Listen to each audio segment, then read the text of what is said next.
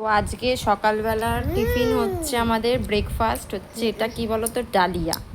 এখানে ফোড়নে দিয়েছি, দেখো কারি পাতা দেখতে পাচ্ছ তোমরা। আজকেই কারি পাতাটা ফার্স্ট দিলাম, তো ভালোই লাগছে খেতে।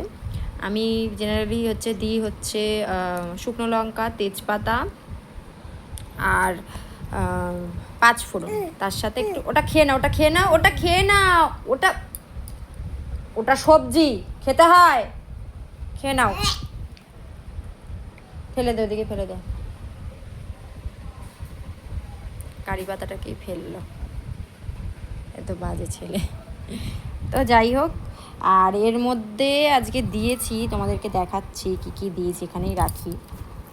এই দেখো, গাজর গাজর দিয়েছি, গাজর, এটা হচ্ছে সয়াবিন, একটু আলু দিয়েছি, আলু ঘরে বেশি ছিল না, আর সকালবেলা 8টার মধ্যে উঠে করা তো তাড়াহুড়োতে পারি না, আর আলু আনাও হয়নি।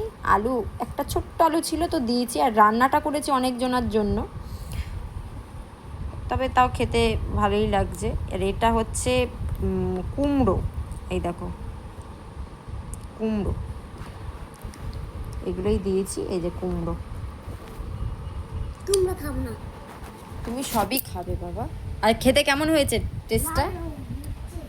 ভালো হয়েছে? তো চলো একে এখন খাইয়ে দিই।